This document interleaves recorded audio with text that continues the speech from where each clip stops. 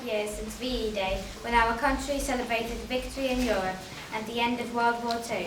Upper Surdick have researched some facts and family stories which we hope you will enjoy. We will begin with stories from the families whose members served in the Army, Navy and Royal Air Force.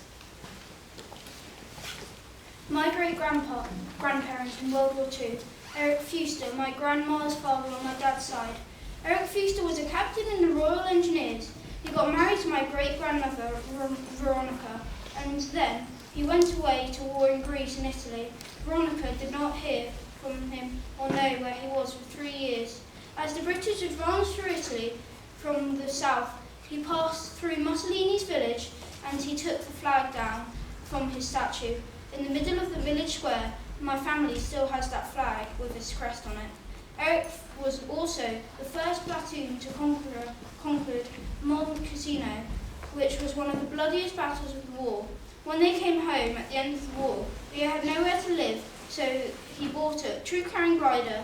He took off the wings and the tail and made it into a caravan, where they lived in a field in Surrey for 3 years.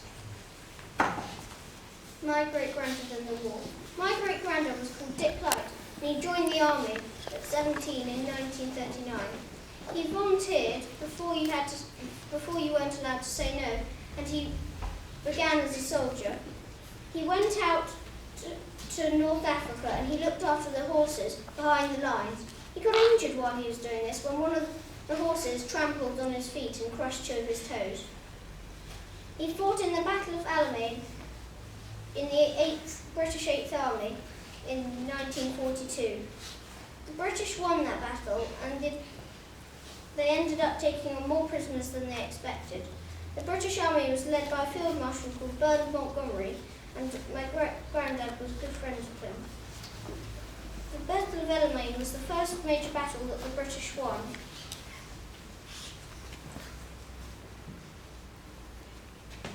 Wolfpacks and warships. During the war, merchant ships carried food and supplies to the people of Britain. The ships crossed the North Atlantic from the USA and Canada. German U-boats, submarines, kept trying to sink the ships. The contest was named the Battle of the Atlantic, protecting the convoys. Merchant ships sailed in large groups called convoys. Aircraft, destroyers and other warships kept nearby to protect them from German U-boats. Warships tried to destroy the U-boats by dropping depth charges, bombs that exploded underwater. War at sea, mine danger. Both sides put bombs called mines underwater to try and blow up the enemy's ships. Some floated on fires, others lay on the seabed, sinking ships. Many warships were sunk. On HMS Hood, more than 1,400 men died in 1941. The Germans lost the Graf Spee in 1939 and the Bismarck in 1941. My great-grandfather's memories. John Wenzel, 1913 to 2012. My great-granddad joined the Navy at 13 and later went on to the Royal Naval College at Greenwich. He started going to sea at the age of 14 and was ranked as a sailor at the beginning of his career. In 1939, he went to war with the Navy. He mostly was on destroyers as a gunner and escorted merchant ships. He took part in the Malta convoy to give supplies. Malta was the most heavily bombed island in the Second World War. He was also in the Russian convoy. Some of the ships he went on were hit by torpedoes and sunk, but he survived.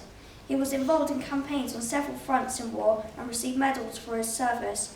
He received the Atlantic Star, the Italy Star, the Pacific Star, the Africa Star, and the Palestine Medal. I have them here. He worked his way up in rank to become a Chief Petty Officer, or CPO. A story from the war years. In the war years, he went to Scotland on a ship, disembarked, and caught the train back to London.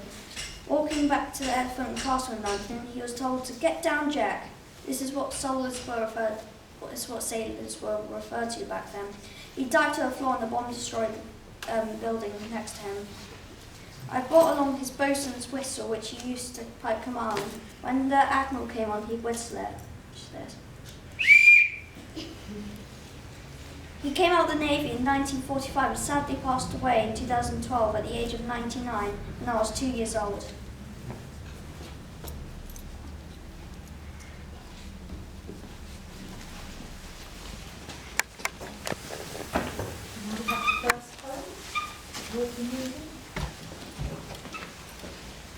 Colonel Scannell, 1992 to 2007, was an English poet, novelist and boxer who served with the Gordon Highlanders in North Africa, where he deserted and was found wounded near Caen during the Normandy invasion, and deserted, and at the end of the war he was spending 2 years on the run. Walking Wounded by Vernon Scannell. A mammoth morning moved grey flanks and groaned. In the rusty hedges, pale rags of mist hung. The gruel of mutton leaves in the wood lane smelled sweet like blood. In the ditch at the crossroads, the fallen rider lay, Hugging his dead machine and At digging staff. At crunch of mortar, tantrum of the brain. Answering a Spandau's manic jabber. Then into sight the ambulances came. stumbling and churning past the broken farm. The amputated signposts and smashed trees. Slow rang loads of bandaged cries. Square trucks that rolled on ominous wheels. And then they came, the walking wounded. Straggling the road, their convicts loosely chained. Dragging at ankles, exhaustion and despair.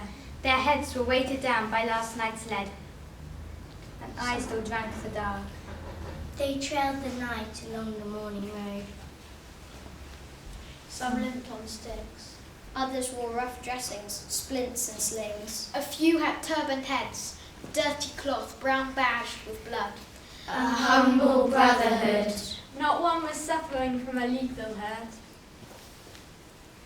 They were not magnified by noble wounds. There was no splendour in that company. And yet remembering after 18 years. In the heart's throat a sour sadness stirs. Imagination pauses and returns. And to see them walking still, but multiplied in thousands now. And when heroic corpses turn slowly in a decorated sleep.